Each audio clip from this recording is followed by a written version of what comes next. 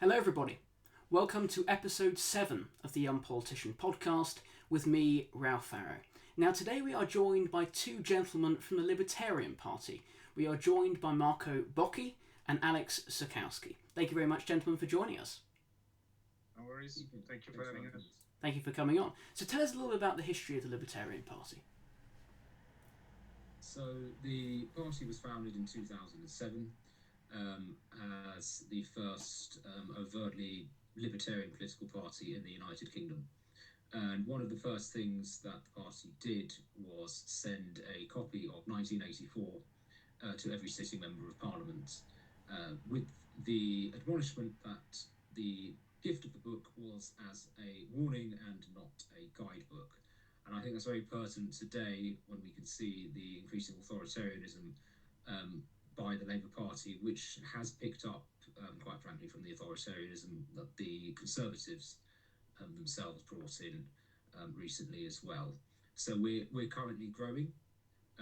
We are looking to fight a number of seats at the May local elections. We were planning on challenging some mayoral seats, but Keir Starmer has seen it fit to cancel a number of those competitions, ostensibly because of local councils not being ready.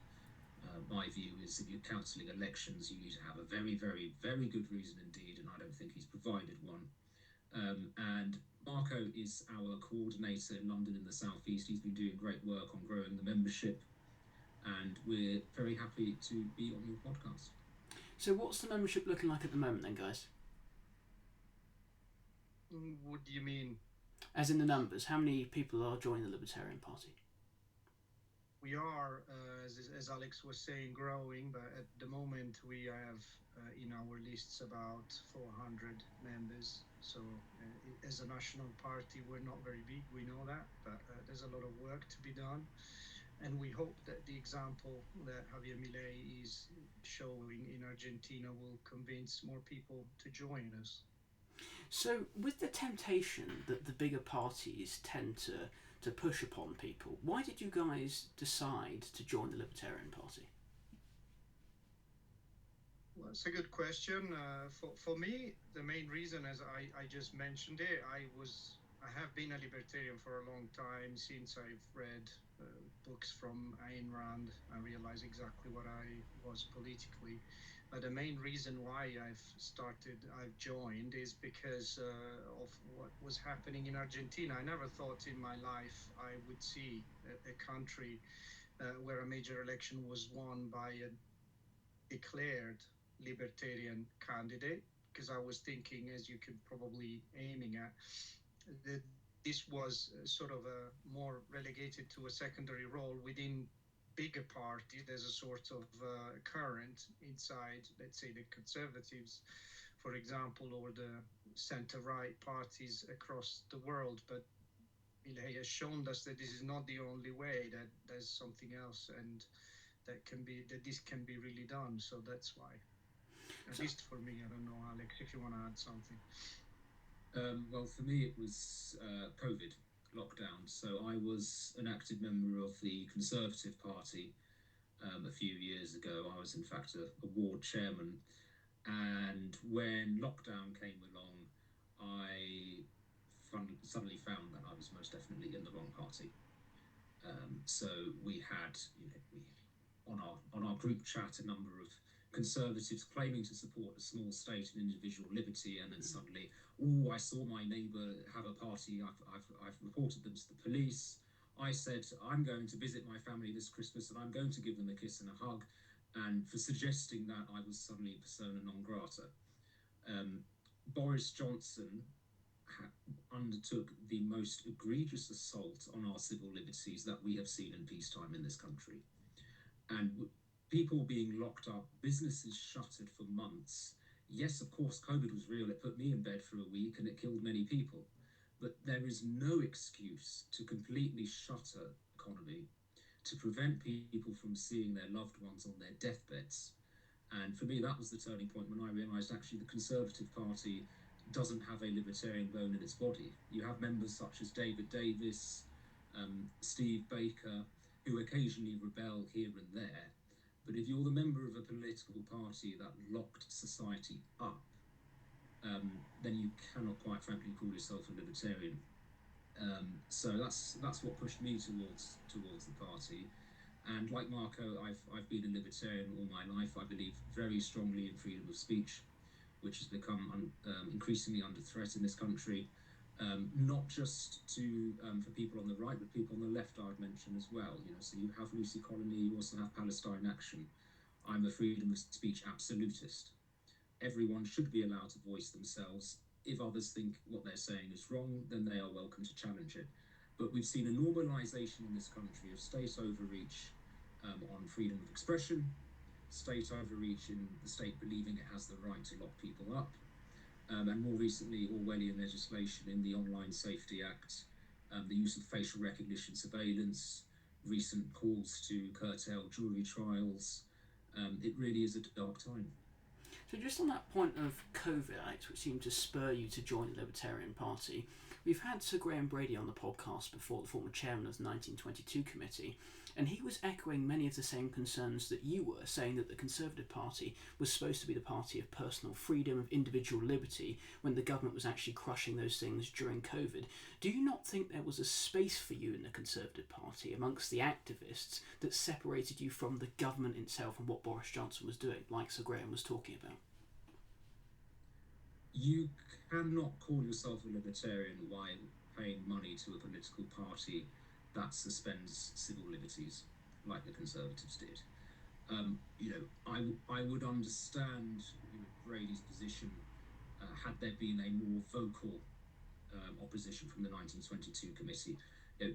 Not very many Conservatives rebelled. If you have a party where, I can't remember the exact figures, but it was well over 80% obeyed the whip on lockdown. I think it was 90% of Conservative MPs voted not once but twice to shutter businesses, to push on state media, on the BBC, propaganda labelling people who are unmasked or visiting relatives as granny killers.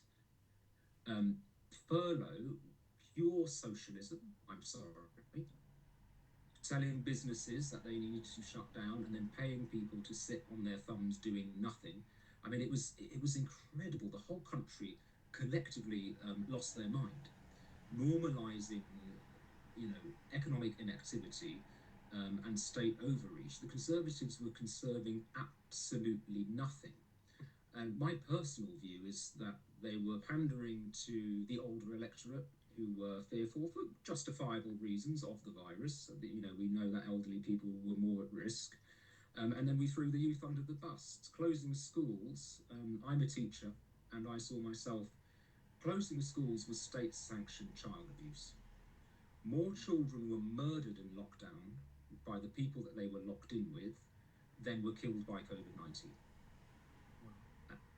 It was absolutely reprehensible what they did. And then we had also the, I forget the name of the particular military organisation, the brigade, I think the 97th Brigade, I'm not sure exactly which one, who were caught spying on opponents of lockdown, monitoring them on the web.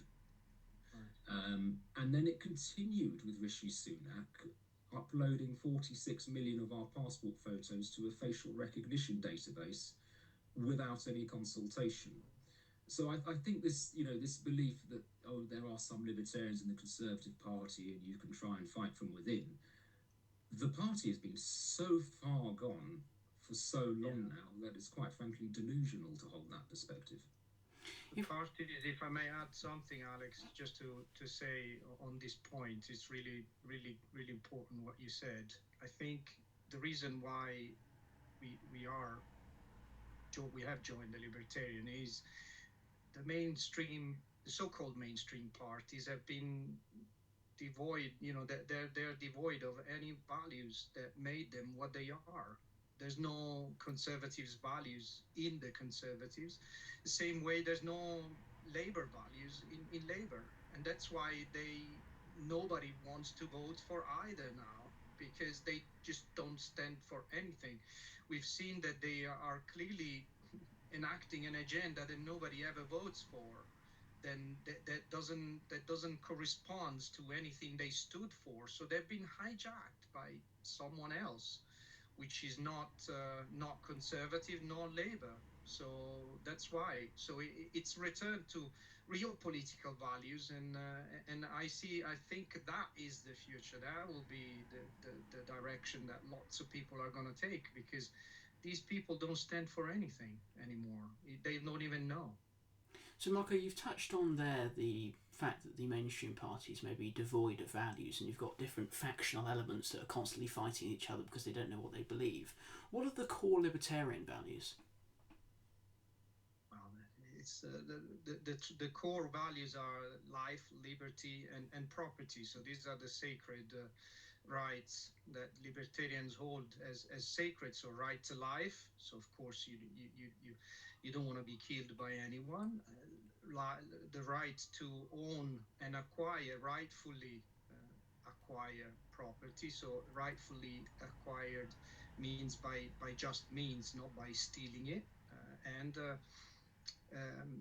so a liberty, life, property, a liberty, so that you are free to live your life and seek happiness without having to be subservient to any other human beings or entity like the state, for example. So these are the core principles that we strive to apply to most mundane circumstances. It's not always easy, as probably Alex can tell, but that's the idea. Mm, mm. So, if we look at sort of the void, as you say, that's been created by people that are not going into the Conservative Party, Labour Party, do you think you guys can provide an effective alternative that can actually say this is what we believe, and every one of our policies is going to be an outgrowth of those values? Well, absolutely. If you look at the manifesto, it is clearly very libertarian in nature, and it's clear what we stand for. There is very much a gap in the market, we believe, for libertarianism. Now, people might say, oh, hang on, then there's reform. Reform aren't quite libertarians. They certainly are more so than Labour and the Conservatives, but they differ from us in a number of key perspectives. So we, for example, would never adopt socialist policies in an attempt to win over the electorate. So, Farage coming out in favour of scrapping the two-child benefit cap, he's advocating for the taxpayer to fund the raising of other people's children. And if they refuse to raise other people's children through taxation, then they are now breaking the law. So that's certainly not very libertarian. He also mentioned property. He believes that buying a home in a tourist hotspot should be restricted for second homeowners. Yeah. Marco was talking about life, liberty, and property. We believe in property rights, absolutely. If you want to buy a property and let it out on Airbnb, right, the problem is with the market's not building enough homes because of regulation. Once you purchase a property, it should be yours to do with as you please. So we stick to the fundamentals of these property rights. We reject any semblance of ethno-nationalism, that might come with reform and other groups. We believe strongly in individual liberty, whatever your race, your gender, your sexual orientation. We reject socialism and social conservatism, and I'm not sure you'd find any other party that does both. So I think the interesting point about Farage is he seems to be more comfortable with the sort of big state socialism, as you mentioned, trying to tack economically to the left to try and get those red wall seats that are socially conservative, I suppose, on things like immigration, but are perfectly happy with a big government, big intervention in terms of benefits. And I know you guys are very much against that. So if we look at how you guys are actually going to implement this, what is the electoral strategy to rival parties like Reform and the other mainstream parties? So we need to challenge, our big hope for May was to challenge a couple of high-profile mayoral seats. So with these seats, if you can scrape together a few grand, which is easier said than done for a party our size, but if we were able to do so, then we would get not thousands, but millions of leaflets through doors. So you pay a flat fee of £5,000 to challenge a mayoral election. The electorate is over 1 million people, and you get a leaflet sent to every single household. Keir Starmer has now cancelled these elections, and we certainly can't afford to print 5 million leaflets on our own. So we are going to challenge a number of council seats. We are increasingly active on social media. Our podcast, which is hosted coincidentally by Marco's brother, is doing very, very well. We're on X, Instagram, Facebook, TikTok, the works. And we just need to keep doing what we're doing, because we're beginning to see the green shoots of growth. And we need to keep spreading our message that if you are a libertarian, you believe fundamentally in those 3 principles of life, liberty and property, then there is this option for you. What about the next Alex, if I can add something, if I can add something on that, I think what we are offering compared to again the mainstream parties is values that are not easily swayed or changed. This is, we talked about reform and how they seem sometimes to change as the wind changes, because they don't have a very defined position. One of our policies or on immigration, for example, it's I don't think is as popular as I would like, but it's one that it's particularly dear to me, being an immigrant myself, is that the state should not help any immigrants. Everybody that comes here should be able to earn and survive, and if necessary being able to demonstrate how they will survive. And all this money that we spend in helping all these illegal migrants shouldn't be spent. Simple as that. So we should, and that is the reason being, not because we want to be unfair, but because precisely we want to be fair. The government has a very important sort of mission to achieve, is to select the type of people that find desirable. And you wouldn't want to keep here criminals or loafers. You want to keep here the best. You want to keep the people who come in and open businesses and work and are productive. So on that, I wouldn't want to put any barriers on having those people. We need to attract them.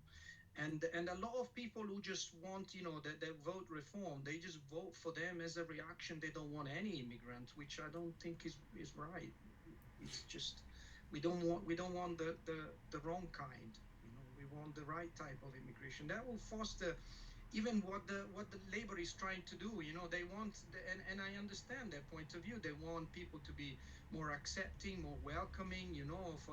For the people who are coming from far away, bringing their their culture and their they've got a lot to offer, but only if you are creating that environment where everybody can appreciate it. Everyone produces, is productive, I think is the best way to foster a welcoming society for people who come from far away.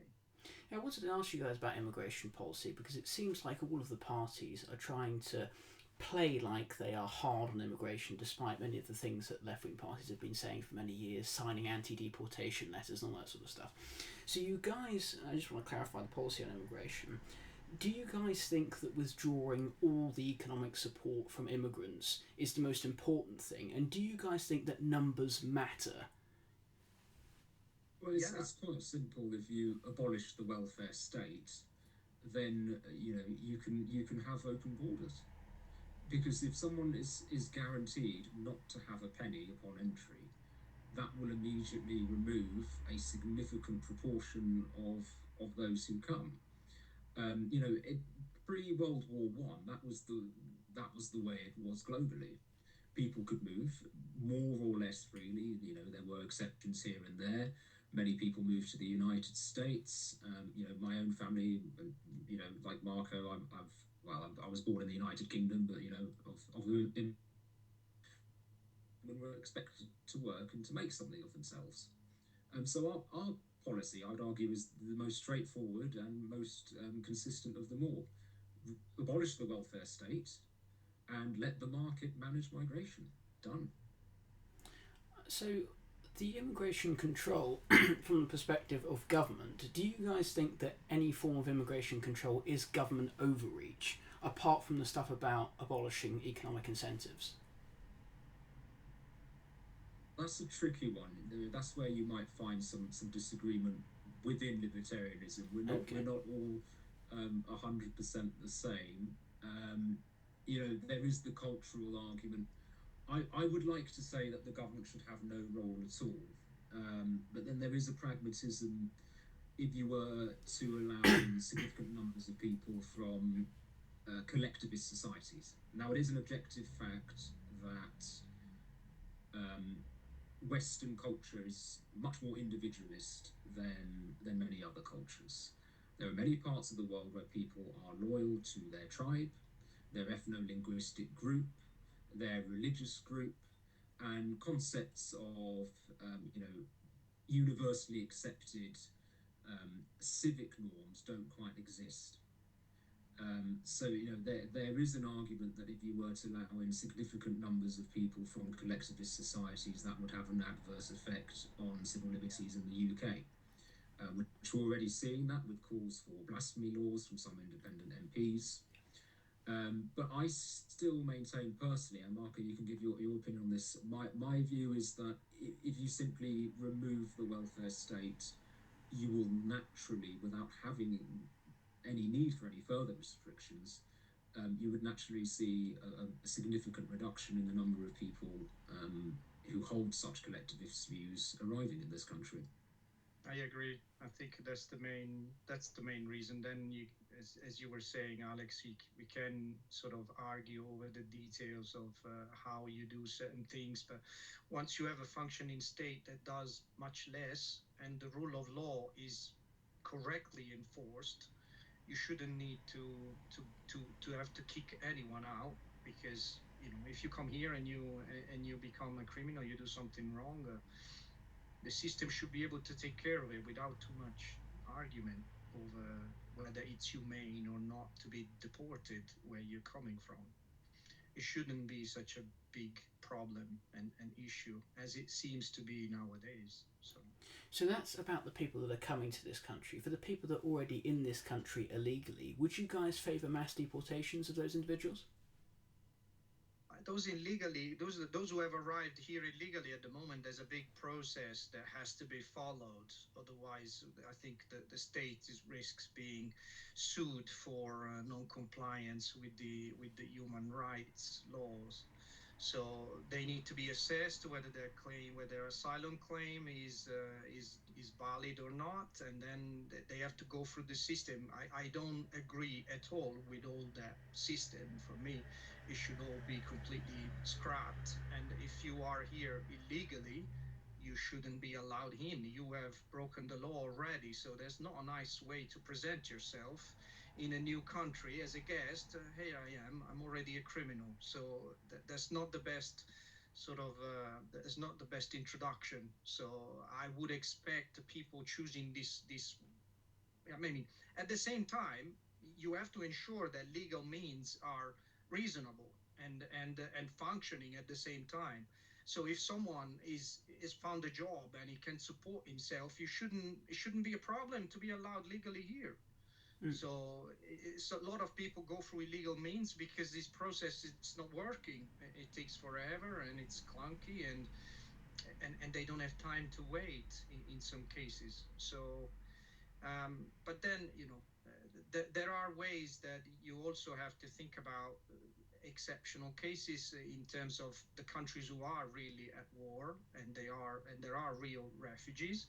My main question would be, the UK it's an island, so it doesn't have a land border with any country who can be at war. So why are they ending up here?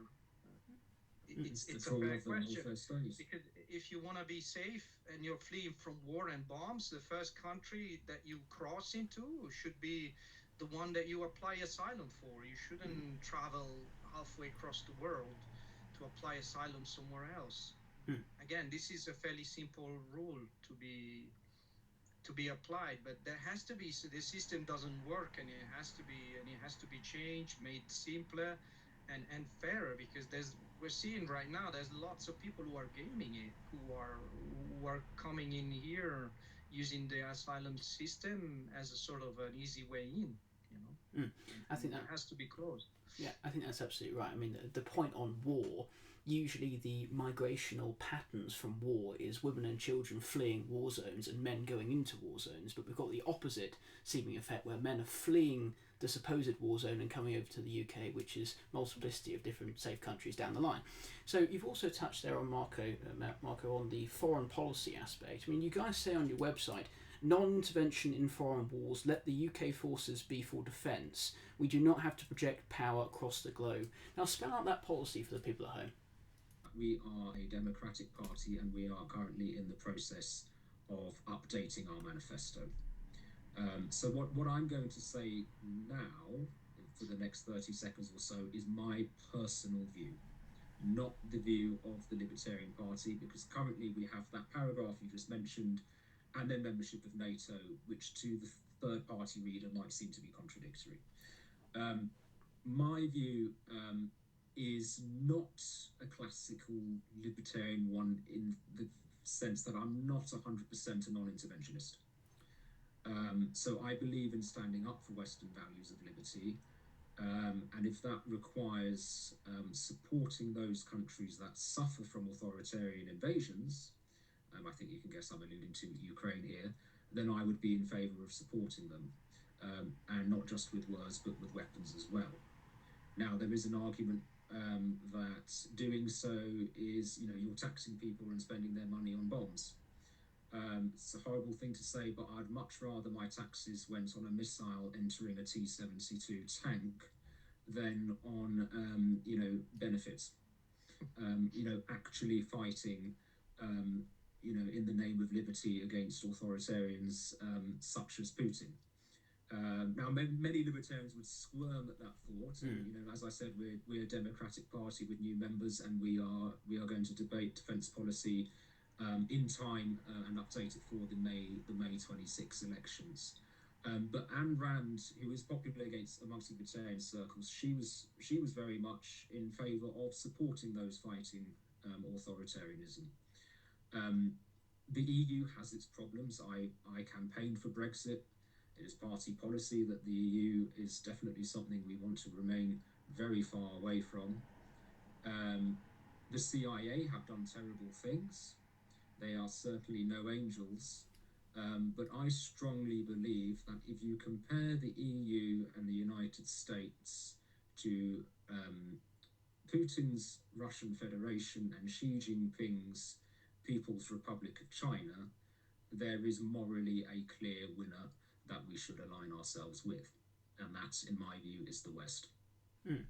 I think that's a fascinating point, actually, Alex, because my thought on libertarian perspective was prioritise what's happening at home, doesn't really matter what's happening outside, but it sounds like there's an internal debate within the party that actually is thinking about whether to help defend Western values abroad rather than be almost isolationist in policy. You talked about Ukraine there. What is your policy on Israel? Would you support them? Our official policy on Israel is that we have them. Mark, I think this is a good one for you. It's a horrible thing to say. I'm on the fence, if you can be on such a difficult issue. I see both sides. Marco, you lean more towards Israel, I understand. No, yes, I do, and I'm not really, it's a sensitive issue. Lots of people are seeing it and sensitive and complicated, I might add, because a lot of people have been wrong throughout history in the area, in the region, and keep being wronged. And it's a very emotionally charged topic, which I think needs to be looked at carefully and considering all the parts, the moving parts. But to go back to, in general, sort of in principle, libertarianism in sort of international policies, as Alex was saying, we are prioritizing a strong military, but mostly for defense, and we would do so by reducing the scale of the state and have it focusing on certain things that we believe are the main core function, primarily defense, justice, and a few other things in maintaining the order. So the state currently does these things very badly because it's spread out too far and wide.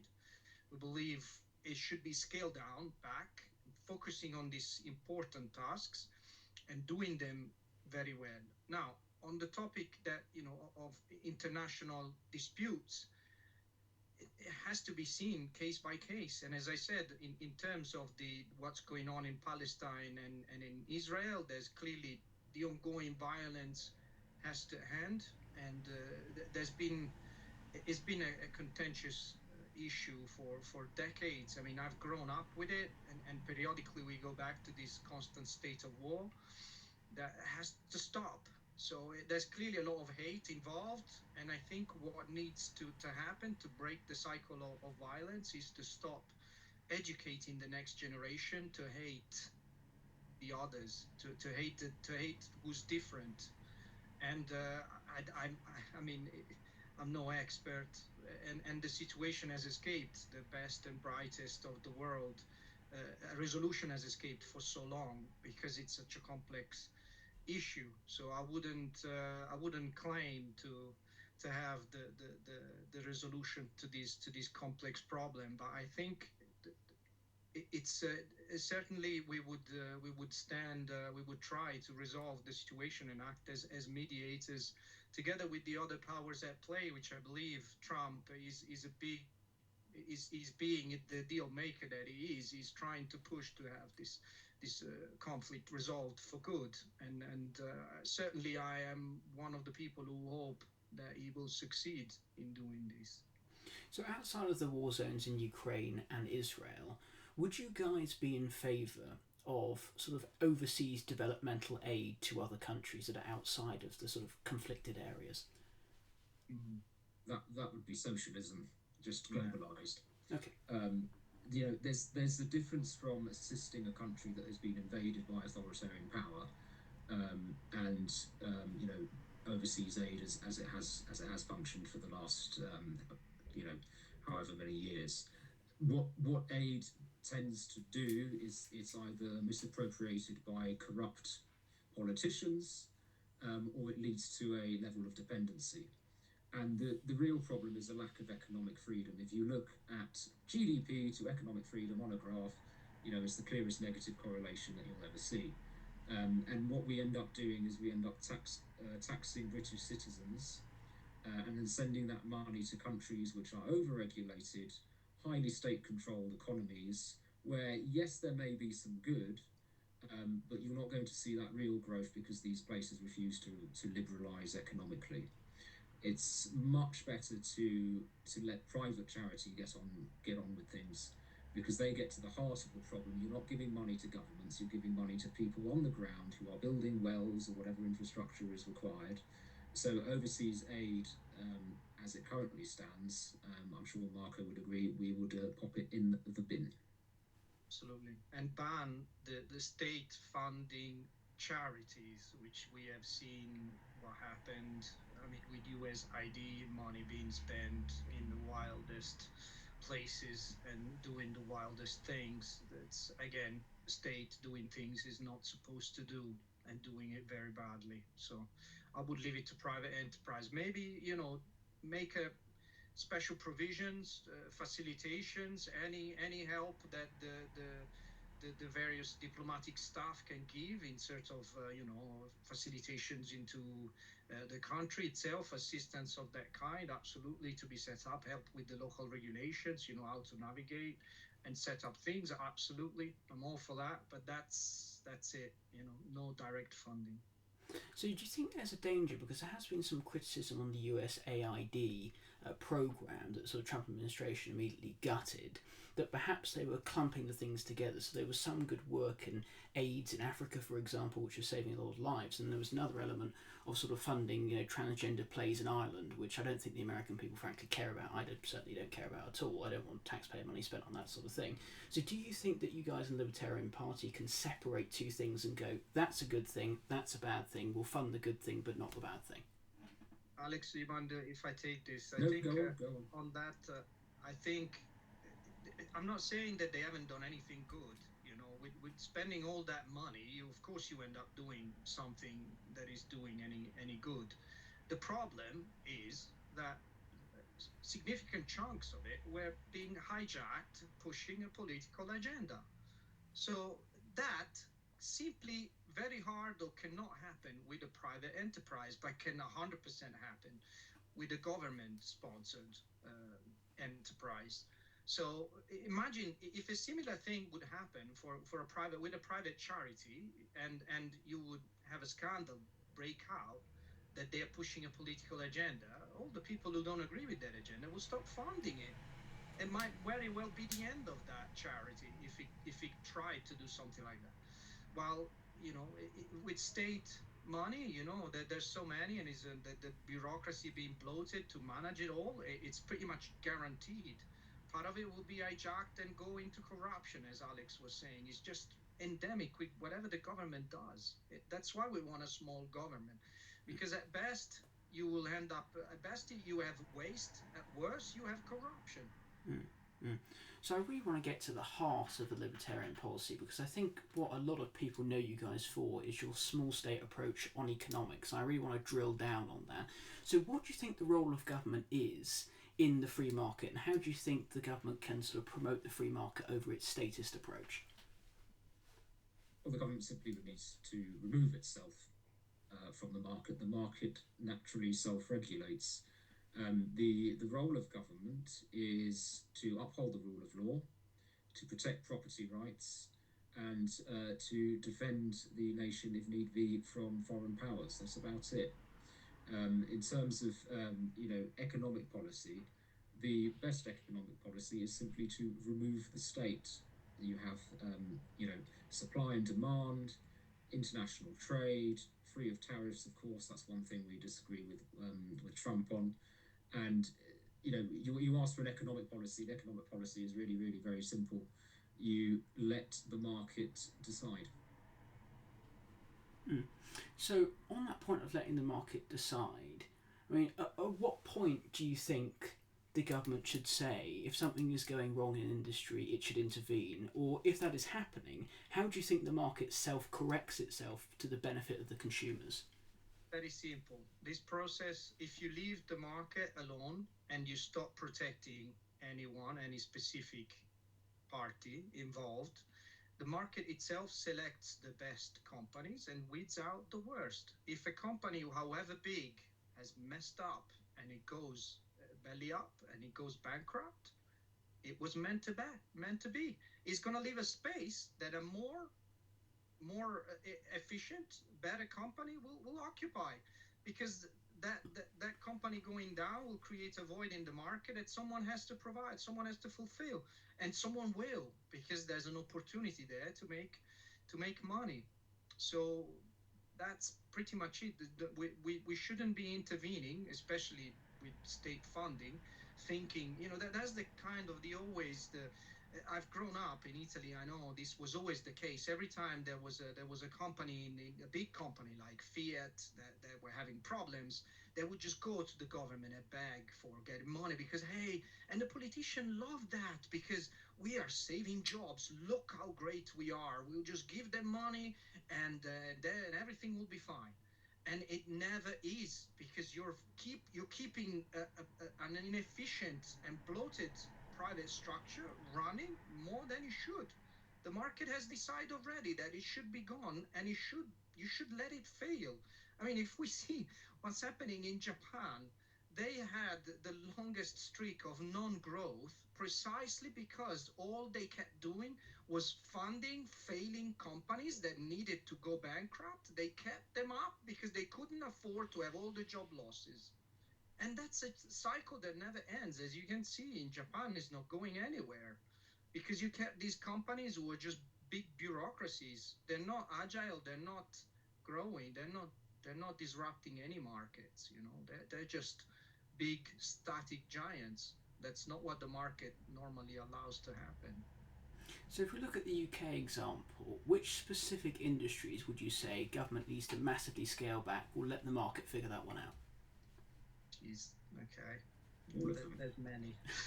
We've got time here, guys, don't worry. There's only an argument potentially on national security grounds for keeping at least one steel producing facility. About all the weapons, all the everything related to defense, obviously, is considered strategic. Together with power, I think it has to be considered strategic, and that perhaps is the only thing that deserves some kind of protection. But because they are national assets, you don't want an enemy to take them over. Blast furnaces and power stations. That's it. Just keep them alive. The rest is left to the market. Obviously, the big challenge in this is how to get there. That's the big challenge, because you can't just flip a switch. That would cause massive shock waves. So that's where the biggest part of the work needs to be done, into figuring out exactly how to roll back the state effectively. I mean, the absolute epitome, I suppose, of what you guys are talking about is the National Health Service. I mean, that is a massive government-created bureaucratic system. What would you guys do about that? So we would move towards a hybrid insurance-based model like they have on mainland Europe, the French system, where you would be expected to pay in. I think it's criminal that people are not charged for missing appointments. There needs to be some level of input in that regard. There needs to be flexibility with some people far more likely to use the National Health Service, and some by choice as well. So, for example, if you partake in dangerous sports, you should be expected to opt for a package with a monthly fee that would then cover your increased likelihood of treatment. Those who choose to drink too much, smoke, or take drugs should not be entitled to taxpayer-funded care. But equally, as libertarians, we would legalise drugs and, significantly lower restrictions on tobacco and alcohol. It's just simply a case of choice versus responsibility. So a hybrid system with insurance-based contributions enables people to balance their level of risk against I hate the phrase, the public purse. No one should be paying for anyone else's health choices. And the problem with the NHS is that it has become sacrosanct in this country. The moment you suggest that it is too big or taking too much money, you become an immediate pariah. We have become a health service with a country attached. There's a lovely account on X called Days of NHS Spending. I don't know if either of you have seen it. You could have an aircraft carrier 2 a week, I think it is, on NHS spending. Burj Khalifa in 3 days of NHS spending. It's incredible how much we're spending. And the other concern here, that we need to draw a line at some point with, there are some fantastic medical advances going on at the moment, with gene therapy, so on and so forth, that are, coming onto the market, but these are exceedingly expensive. And, there comes a point where, it could conceivably be possible to save lives if you're spending millions on certain conditions. This is where the socialists will jump in and call us murderers, but it's completely unsustainable to keep funding these new levels of medical treatment with, we have an aging population. At what point do we say, hang on, we've put everything into the NHS, we still have a triple lock on pensions, when might we start considering younger people?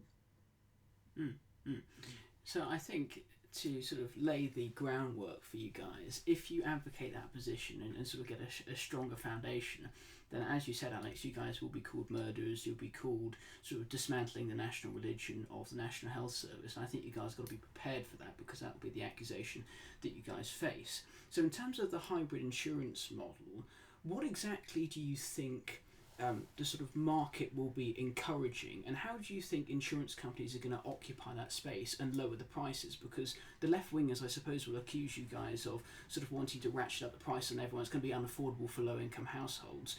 Will you guys provide some element of support for low-income households, or do you just say it's up to the market, it will lower prices naturally? I think, if I can take this one, Alex, then feel free to add. I think one of the key thing to consider when shifting away from the current system is that the private sector, as it stands, is not equipped at dealing with anything as the NHS is doing at the moment. So any transition will have to be very gradual and will have to be on a simply making the system free, introducing gradually free market, meaning giving people the choice to choose either wanting the NHS and paying for it or not, or instead of just having private health insurance like many people do have that covers certain things, you will have these people, instead of choosing to pay the NHS, to go for other insurers that will have to then cover other things. But this is just, again, it's something that needs to happen, and it needs to be planned, and it needs to happen over a certain amount of time. You can't just move out from a system the way it is, where everything, most of it is paid for, although you might never know when you get your appointment, to one where you will require to pay. People have to plan for this accordingly. And there will be always, I think, and Alex will agree with me on this, certain cases we don't advocate for totally scrapping the benefit system. It's fair that there is some form of limited help available to people who are qualifying, and therefore we would definitely support the creation of a system that will help people who cannot afford basic healthcare. um, but this is, in a much smaller scale than what you're seeing right now. We believe that this change will deliver what I think best, because in healthcare is a very interesting topic where sometimes you can get, depending on the outcome, people with different countries are valuing different medical outcomes compared to others. So really what I think we should be doing is to look exactly at what the British people want to get out, want from a healthcare service, and then focus on what is the best system that delivers the parts that deliver the things that are important to them. And I'm open to just look at, this is a personal opinion, obviously not the one of the party. I'm open to do a big review of all the healthcare systems in the world to find out the one who gives the best value for money. And I'm pretty sure the one that we're having at the moment, it's not it, because healthcare is very important. So we need to do it right. We need to do a proper research and find out exactly what's the best system, and whatever that is, we need to figure out a clear plan how to get there without causing too much problems to people. Absolutely. I'd just like to pick up on Marco, what you said there regarding, the safety net. We are a minarchist party. That's how we identify ourselves. We are not anarchists. And as a result, while many libertarians, certainly on the other side of the pond, would now accuse us of communism, we believe that the old and the infirm should be protected with a basic level of support, which unfortunately, might need to require some very low level of general taxation to provide. So we accept that there are people who, through no fault of their own, are unable to work through illness, or who, after reaching retirement age, perhaps, they lack of family to support them, so on and so forth. So, like Marcus, I'd just like to reiterate, we would not completely abolish all benefits, but they would certainly be restricted entirely to those who are deserving of them. And I do believe that it's far too easy to qualify under the current system. Stress now. Everyone's stressed. Life isn't easy for everyone. The easy, as someone who works in the public sector, I'll probably get in trouble for saying this, but the ease at which you can get a letter from your GP and 2 weeks off paid is a joke, quite frankly. And then my second point on the health service, what is the purpose of healthcare? The purpose of healthcare is to promote health in individuals. We can measure that in life expectancy, years of healthy life expectancy, cancer survival rates. There's many metrics you can go on, And in the developed world, the UK is pretty close to bottom on all of them. Only the Americans live less than we do, and they have various problems with diet and opioids. On a per capita funding basis, the NHS model is not working. We have lower cancer survival rates than Poland. Poland spends about 20% per person as we do on healthcare. So there's obviously something going wrong, to which the solution is not simply more money. And by gradually introducing market competition, we should see improvements. I saw something on social media recently. It was either Guernsey or Jersey, one of the Channel Islands. They have a hybrid model there. But if you go to A&E and the doctor judges your visit to be for something non-urgent, you're charged 120 quid before you can leave. But if you turn up with a heart attack, then you're treated free of charge. As simple, easy things like this, would make the model much more efficient. But the moment you suggest that not everything should be free at all times, the left will jump on you and accuse you of murder. But we will stick to our guns, and we do believe the NHS needs trimming down. Yeah, and that's, I think, one of the delusions that's promoted in this debate, that the NHS is free. Obviously, it's not free. We all fess up money in our taxes that go towards the NHS, so it's free at the point of use, not free in general. And you said there that you guys were reiterating that you didn't want to eliminate welfare across the board. You said the old and the infirm needed to be protected, and that would unfortunately need some very low level of taxation. Why don't you guys support the idea of local communities and churches and sort of private charity groups providing that support, rather than the low level of taxation that you said before that the government would? Oh, we absolutely do. It would be in conjunction with private communities. But there is an argument that there are people who are estranged from communities, individuals who do not belong to a collective, be that a church or a village or a family. There might be a scenario in which someone lives in a rural area on their own, without any relatives, or without a subscription to some sort of mutual aid society, which we would strongly back that kind of support. Absolutely. So what we're talking is very limited welfare support for those who do not have access to wider networks.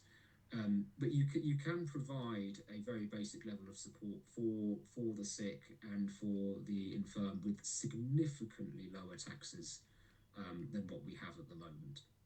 And I think, if I may add something there, the key sort of change that needs to be introduced is that the people who can qualify to get access to this type of support must have a history of being a taxpayer.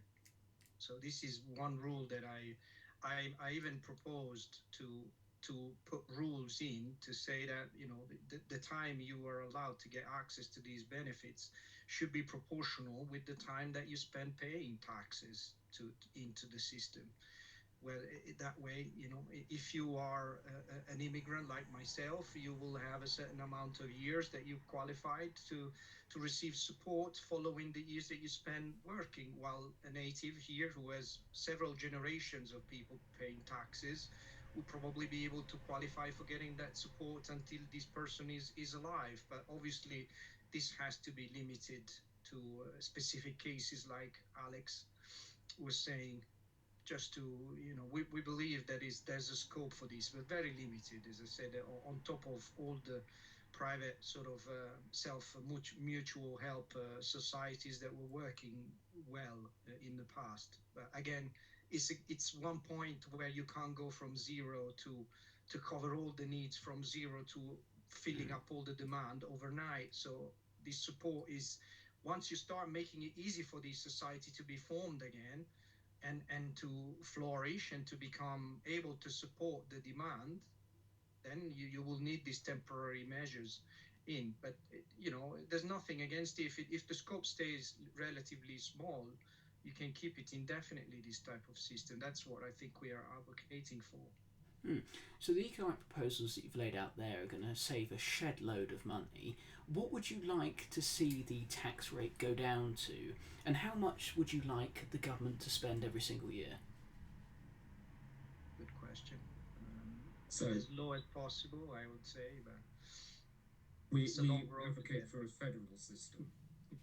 Okay. So we would bring back the old regions of Wessex and Mercia and so on, and then you would have on a regional basis, with direct democracy and referenda and regional parliaments. Regions would be allowed to choose. So under this federal system, London, which is unfortunately, I'm a refugee from London. I used to live there, but I could no longer afford to live there. It's certainly left-leaning city, as most urban areas are. If they want to have higher taxes and higher government spending, let them vote for it on a regional level. And people out where I live in Hampshire can have their lower taxes. We advocate for that, for the direct democracy dictating levels of government expenditure throughout. So on the federal government, on the central government basis, all they need is the correct amount to maintain armed forces and courts. And you could do that on, we're going to abolish corporation tax, abolish VAT. The tax that we would preserve is an area where, again, there is some differences amongst libertarians. So some people believe that a small property tax is preferable to an income tax. I personally would rather have a flat 5-10% income tax rather than a property tax, because my view is once you've bought something, it should be yours. Equally, some people believe that the proceeds of your own labour should be yours as well. But we could certainly fund these core provisions of the night watchman central state with taxation at under a quarter of what it is now, very easily. And to add a bit more on what you said, Alex, the key point is simplification of the tax system. Deregulation. Make it very simple to pay taxes. No millions of loopholes, no inheritance tax, no VAT, petrol, everything. No capital gains. Too many things. It's just a nightmare. So all of that is a hidden cost that you don't see, but managing VAT, for one of the things that Alex was mentioning, is very expensive to all the businesses. So you remove that, all that cost goes into growing, into providing better services. You would unlock so much growth. But before we get there, you need to cut the spending and pay back our debts, which are just paying the interest, reaching quite crippling levels. So first we need to focus on that and not continue the party of spending like there's no tomorrow, like, for example, some economic illiterate parties like the Greens are suggesting we should do. So keep spending until like we are more like Japan, where they have 200% of their GDP in debt. But that's clearly a nonsense. So I wanted to ask about the Greens. You mentioned them, so it's given me an opportunity to ask you guys about them. So obviously, Zychownski's big idea is that, as you said, Marco, we're not spending enough. In order to get the spending up, we've got to tax more people, and that comes in the form of the wealth tax. Can you guys provide the most compelling argument against a wealth tax for the viewers at home? It never worked. It never did work. It never raised anywhere near what they plan to do. All it does is just allows flee capital. Capital will flee. All the rich people will disappear overnight and won't pay anything in taxes. I mean, whatever they put it, I think it was in Norway or whatever, ended up costing. So they just stop it. They just removed it because it just doesn't work. So you should look at these examples before proposing. It's just political posture. It's just pandering to the people who just hate the rich, just want to get back at them, and they're just, that's just very, it's an emotional sort of appealing to the emotional side of some people who are just angry at people who are rich, rather than a workable policy. I don't think makes any sense. Alex, you want to add something? Yes, it's both impractical, as you said, and immoral. It's the politics of envy. Taxation is theft. Whether you're taking 50p from someone with 50 quid or 50 quid from someone with 500 quid. 5,000, I've got my decimals in the right place, never mind. The fact is the same. It is, taxation is theft. We've just spent, a minute arguing that there should be some basic level of taxation, so we'll brush that aside anyway. But the point is with the wealth tax, exactly as Marco said, it's a hatred of the wealthy. And if you look at countries which have wealth taxes, that's the thing that really annoys me about the left, is I don't think they're bad people. I think they have big hearts, socialists. They genuinely, I think most of them do want to see better public services, education and healthcare. Most people work hard. They want what's best for themselves and for others. But the issue is they fail to grasp reality. There is so much data out there that shows that higher taxes lead to lower tax receipts and lower economic growth. And one of the big problems with this country is the lack of economic education. If you speak to the random 15-year-old on the streets or on TikTok, they genuinely believe that you can solve all this country's problems by taxing people more. Because they haven't been introduced to the Laffer curve, they haven't been introduced to basic concepts of demand and supply. Concepts like inflation mean nothing to them. And these people are leaving school and entering the job market, but more often than not the benefits market, because they genuinely believe that there is all of this wealth out there hoarded by a small number of very wealthy individuals. And Zach Polanski is pushing this narrative and doing a great disservice to the very people that he claims to represent.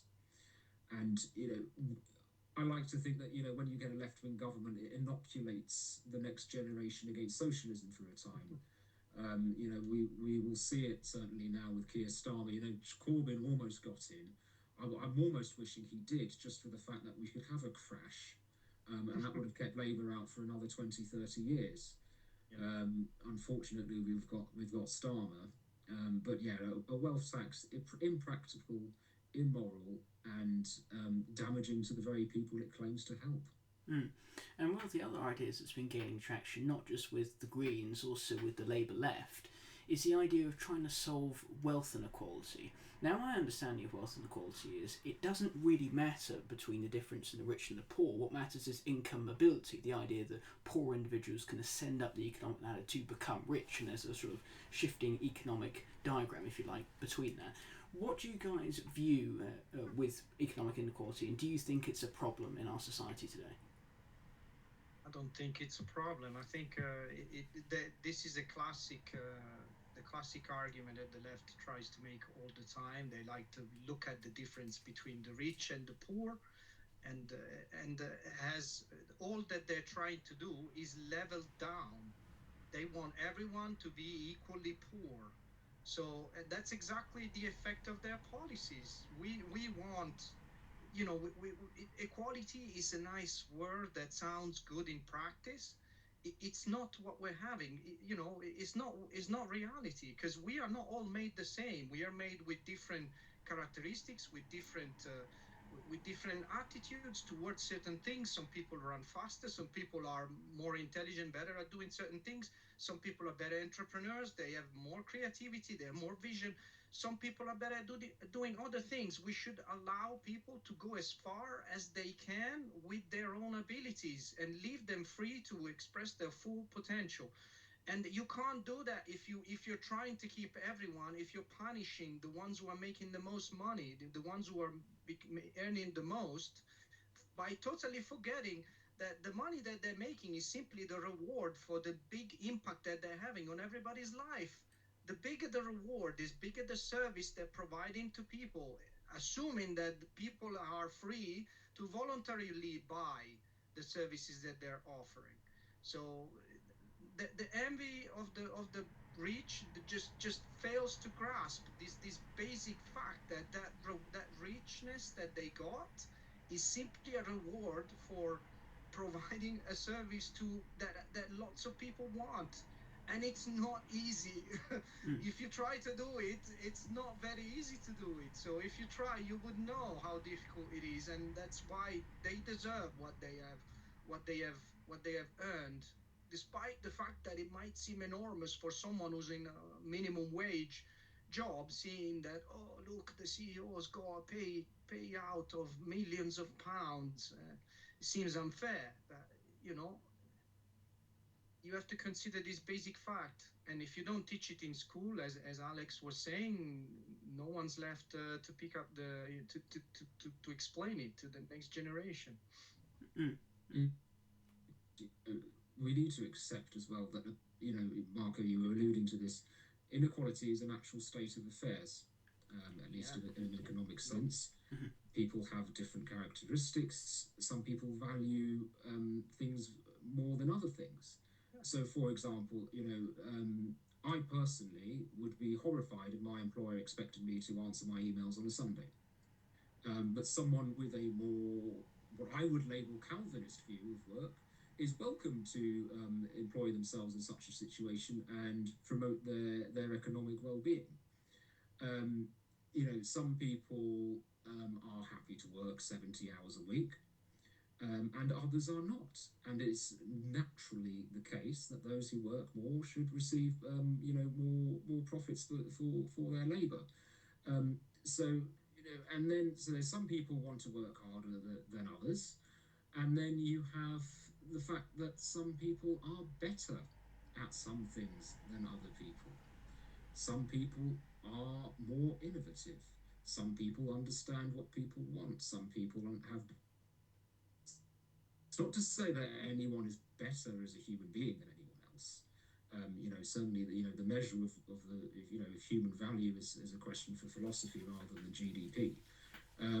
But this belief that everyone should be paid exactly the same is completely unworkable, completely impractical, and simply leads to disastrous results.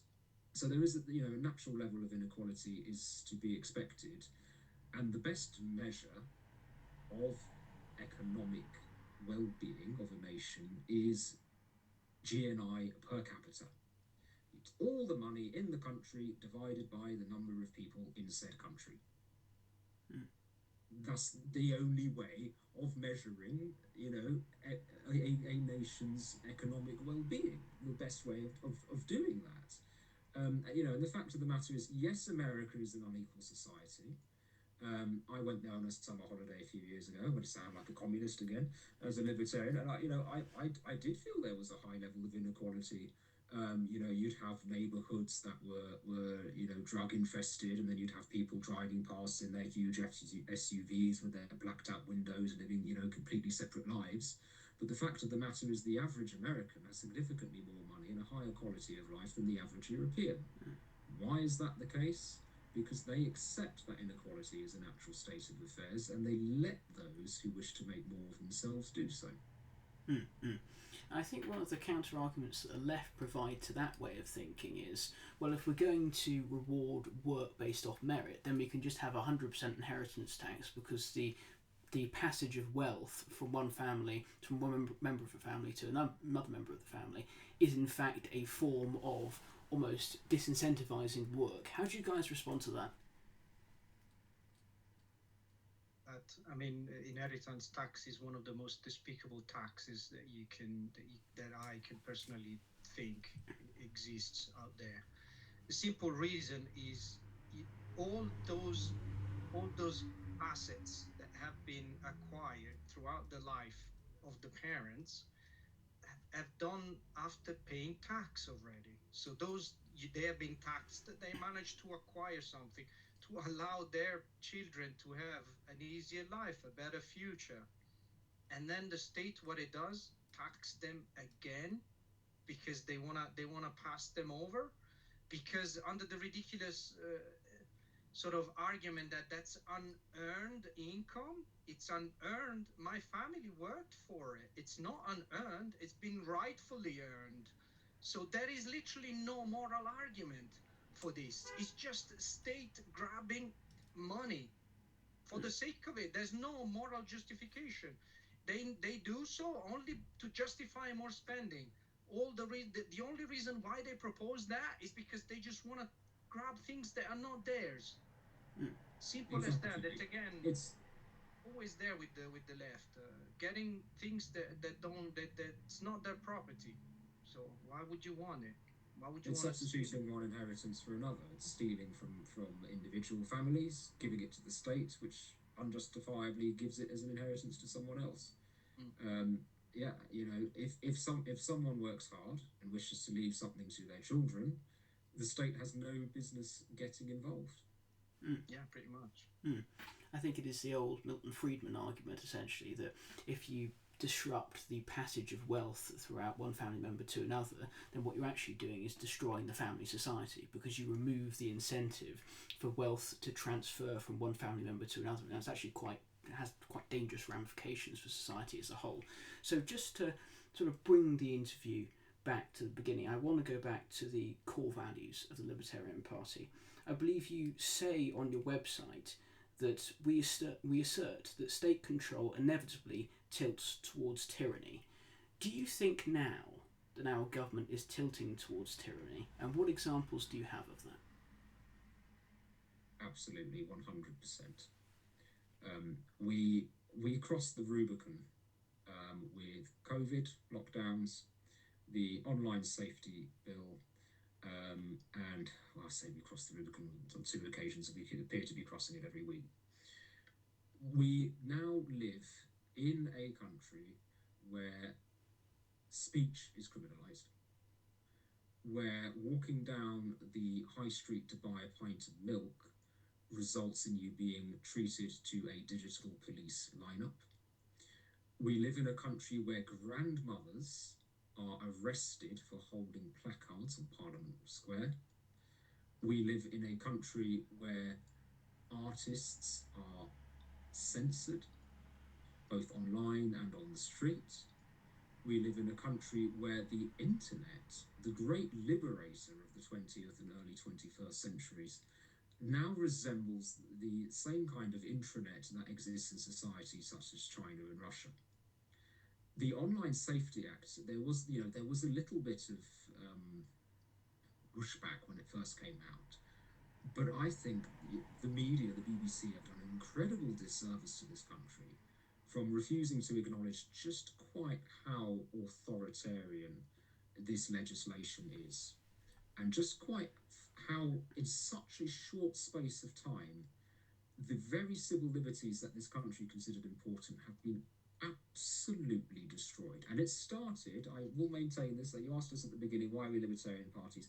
It started with Boris Johnson and lockdown. Arguably there was the investigatory powers before, but we crossed the Rubicon at that point, where the individual was no longer considered sovereign and was subjected to the will of the collective. And now we're seeing the building of an absolutist surveillance state. If you'd mentioned 20 years ago that everyone who walks down the street should have to be stopped, photographed, and then their face compared to a logbook of local criminals, people would call you an absolute fascist. But that is precisely what is happening with facial recognition surveillance. If you said 20, 30 years ago that every time you go to the post office, your local Bobby's there with a letter opener and having a read of everything, again, people would say that's the Stasi, how dare you do that, blah, blah, blah, blah.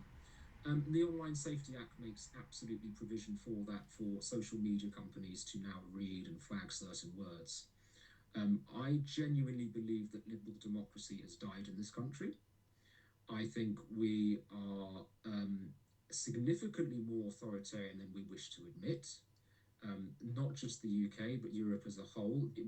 The US is still holding out a bit, and unfortunately, the American, they have their constitution, they have their civil liberties still, but it's been marred by association with the Christian national right, which is now is using that as an excuse to hammer and to destroy our civil liberties that usually, centrists and the left might be more willing to defend. But if you can label free speech as hate speech, if you can label Palestine action, supporting Palestine action as terrorist activity, you can push this agenda. So I'm genuinely very scared. I think we are really marching towards an authoritarian society. In many respects, we already are one. We are fighting back at the Libertarian Party, but if you look at these, the infrastructure that they have brought in, the cancellation of elections, Nigel Farage, if he is our next Prime Minister, which I certainly hope he would be rather than Keir Starmer getting another term, he needs to very much look at dismantling a significant amount of legislation, surveillance, infrastructure. My fear is that he wouldn't, because then the Labour and the Conservatives have provided him with the ultimate toolbox of state control. We are the only party that would be willing to completely scrap the surveillance state, deal with, accept there might be an uptick in crime, but we strongly believe in liberty, in privacy, in freedom, and it's being taken from us. Mm-hmm. So on that issue of free speech, you said at the beginning, Alex, that you were a free speech absolutist. Now, can you outline what that means? And do you think there should be any restriction at all on people inciting violence, for example, when they're using their speech? It's a tricky one. So free speech absolutism, I believe words are not violence. Yes. So the only scenario in which there could be legal proceedings over words would be defamation cases, or things that cause genuine harm to others. So, for example, if someone, peddling known falsehoods. So if someone says something that they know to be false, then I think in that scenario, you could be looking at reasonable grounds for prosecuting someone. So, for example, I saw a rat in my, the neighbouring restaurant soup, as a restaurant owner, then I believe, that would be, there would be grounds to sue, for example, there. Saying things that you know to be false is not the same as holding prejudiced ideas that you genuinely believe in, and for whatever reason might feel compelled to share. But whatever is considered hate speech today may not be under the next government, and whatever is considered acceptable today also may no longer be acceptable by the next government. So if you're criticising, if you're locking people up for words, saying things, and it does still, unfortunately, include things of a homophobic, sexist, or racist nature. Because once you start criminalising these things, then you're saying, okay, there are things you can say that are wrong, and you're not allowed to say them even if you believe them to be true. At that point, you no longer have freedom of speech. I think the argument against this idea that the government needs to intervene in these types of things is that those reprehensible, deplorable comments you're talking about, whether it's sexism, racism, whatever it is, the best way to suppress that is not government intervention, it's better ideas, it's more speech, it's people talking, having a conversation and trying to debunk those thoughts, actually change people's minds. I think it's a lot more satisfying if you're having a discussion with someone you viscerally disagree with and you change their mind, rather than the government saying we're going to criminalise that, we're going to put you in prison for that. So just to finish on our concluding question, Alex, I'm deeply appreciative of the time you've given us so far. We always ask our final question in the same manner, and we usually ask it to elected representatives. So you can answer this question if you like, you can dodge it if you want, it doesn't really bother me.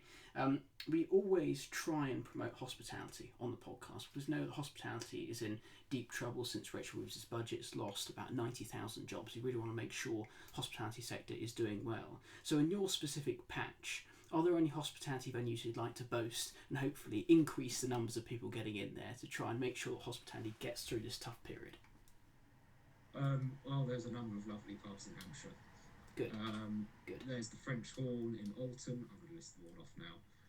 The Selborne Arms in its namesake Selborne. The Mill House in North Warnborough. The Poacher Inn in South Warnborough. How many do you want? No, you can keep going. We've got time. Don't worry. Best Hook Kebab is the best doner on the A30. No, I appreciate you doing this. This is I'm going to be here all evening. The Half Moon in Petersfield. The Raven in Hook is a good one. The Tally Ho in Eversley. We'll leave it there. Okay, brilliant. I think you've rattled through pretty much everything in the Hampshire area there, all the hospitality venues, so hopefully we'll increase the numbers there.